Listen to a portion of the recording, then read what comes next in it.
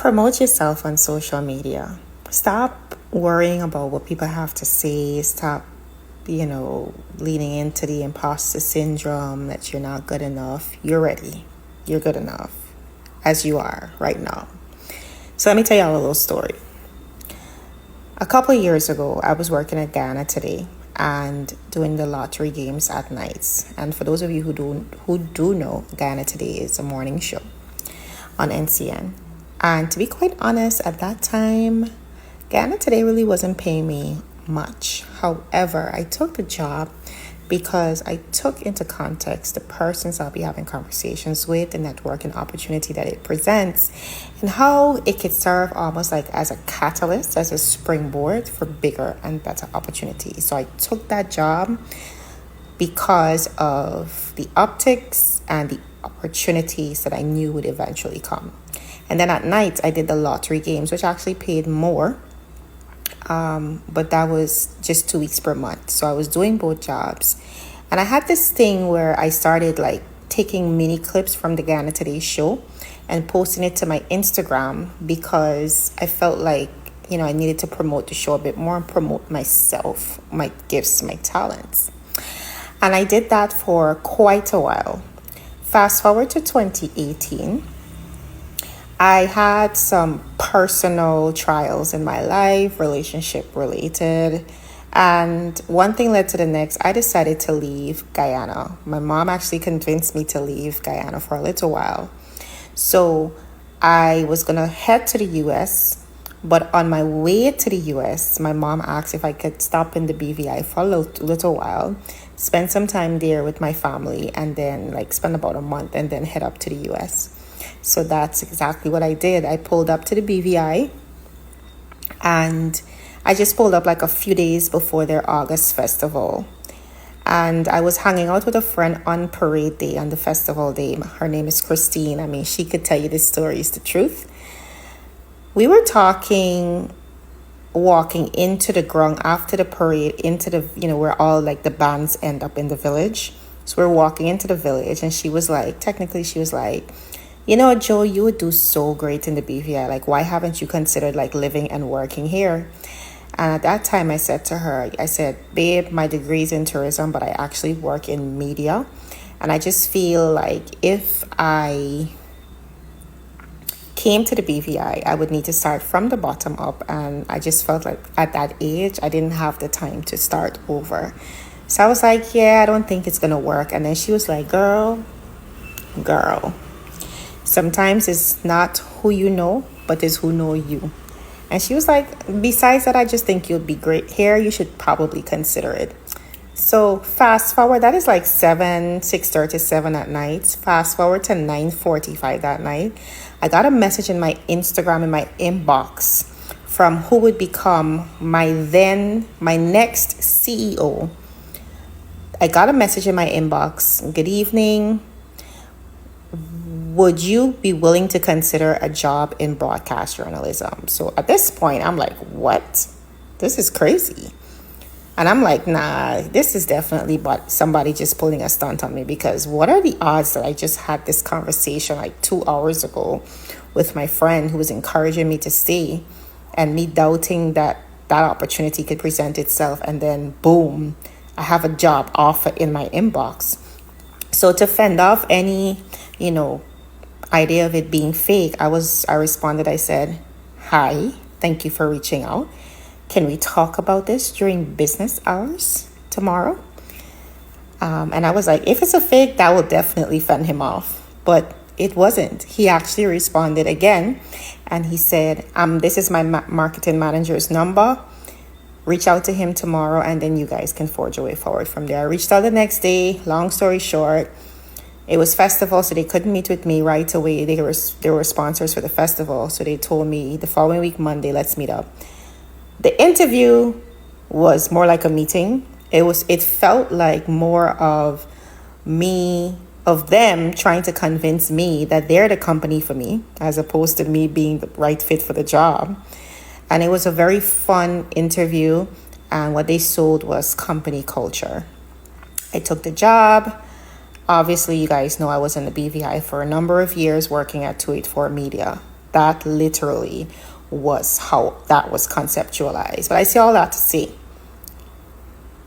I started posting clips of me working at Guyana Today, a job that, in my opinion, didn't pay much at the time. I don't know what they pay now. And I did it because I saw the importance of branding yourself, personal branding, promoting what it is that you do, no matter how small or minuscule that seems. And me posting those mini clips to my Instagram caught the eye of an onlooker who I did not even know was on my Instagram. And obviously that came about because I did university in the BVI years prior. And so a good majority of my, not a good majority, but a good chunk of my audience online is from BVI and the Virgin Islands, and the rest is from Guyana, right? So I did not even know that I had somebody as important as the CEO of the company that I would work with on my timeline, paying attention to what I post and what I'm doing. Not only did he see what I post and was able to pick up on what profession I am a part of, but he also saw little clips of me being in the BVI because I was at the festival and posting like little stories and whatever. So he took the opportunity to reach out, and it became what it was, a great opportunity for me to go and expand my portfolio in the world of media, and of course an opportunity for that brand to expand and to become what it is today. So I'm saying all this to say, sometimes we feel like, what we have to offer isn't much. We feel like, us promoting ourselves, bigging up ourselves, branding ourselves, putting ourselves out there, stepping out of our comfort zones. We think that, we just feel like it's doing too much. But I want you to know it's super important for you to brand yourself. We talk about social media a lot and the powers of social media, but we don't underscore enough the importance of personal branding and how that marries into the effectiveness of social media. Because guess what now? There's a lot of people doing it, but you're the only person that can do it like you. And that is what personal brand is. It is your authenticity. It's your individuality. It's what you bring to the table. Doing the same exact thing that anybody else can do. But the difference is the magic, the essence that your personality adds to that space, to that thing. And so I'm saying all this to say, don't worry with the noise. Brand yourself. Be confident in putting yourself out there. Use social media and personal branding as tools for your professional and personal elevation. Stay away from the drama and the toxicity and the sensationalism and all that extra stuff.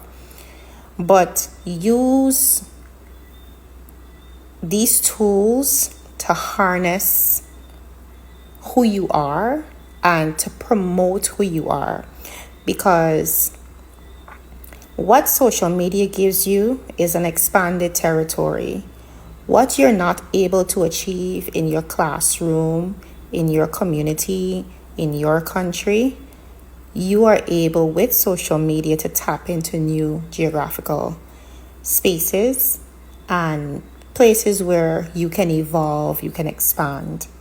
So social media did that for me, and it has truly changed my life. It is why I'm now in the profession of digital marketing, and I understand the importance of it, and I try to share it with others. If you, as a personal brand, want to elevate, or your business would like to tap into the social media stratosphere and the algorithms and all the strategies that makes it work, please reach out to me on social media, on TikTok, Instagram, anywhere. My name is Jovan Wilson. My contact number is 671-2282. And my email address is jovancrystalwilson1989@gmail.com. Reach out and let's make sure that we get you to where you need to be in this social stratosphere. Bye. This young lady left. She went to the BVI. She met the premier, who is the prime minister of the BVI. While she was there, she was sleeping with him. He had a wife. She was afforded the opportunity of being the main news anchor on the BVI 268 or 267, whatever is the news. And she was doing the news, and she was doing that for years until the wife found out and started tormenting her and all of these things. So she had to leave the island. She lost the job. So she lost the job, and she's been trying to find her way ever since. She lost the job. She went to Texas. She left Texas. She come back to Guyana. And she's been trying to find her way. But my problem, Jovan, is not you endorsing the PPP, because that's your democratic right. And while I'm saying that's your democratic right, excuse me, but if your democratic right affects my life personally and the life of people in Guyana that is struggling, and that you are trying to manipulate into voting for the PPP, then I have a problem with that. Because your choice and you trying to influence other people to vote for this party that has been victimizing me, that have victimizing so many people in Guyana, even their own supporters, their own Indian supporters, their own Amerindian supporters, their own black supporters that have been victimizing so many people in Guyana, then yeah, I'm sorry, I have a problem with it. And like I said, this wasn't me personally attacking you. You are a pretty young lady. You're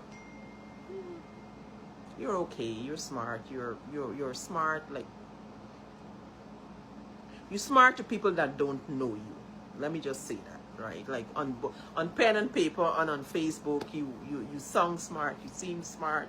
You look smart. You could sell that I am intelligent and I'm smart personality. Namido. Anyways, yes,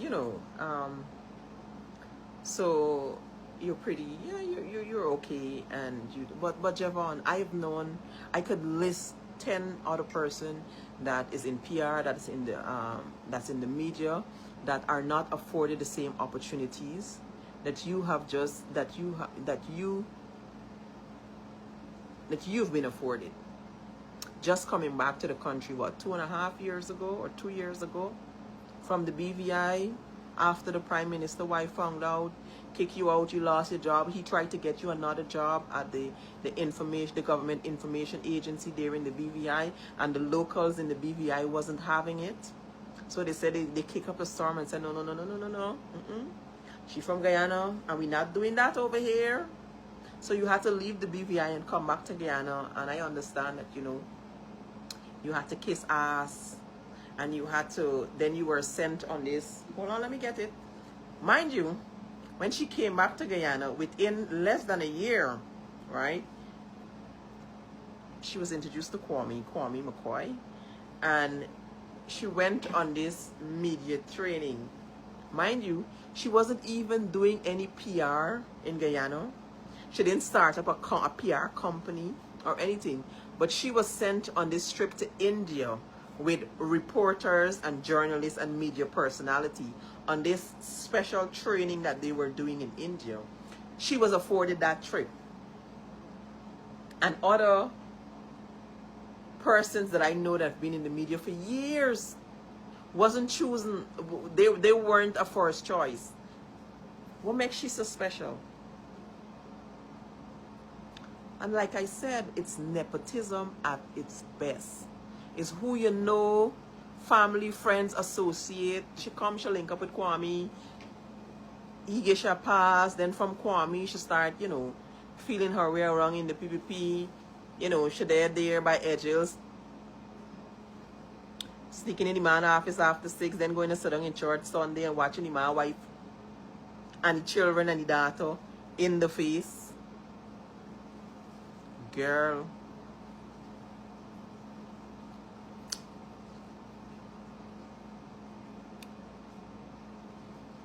So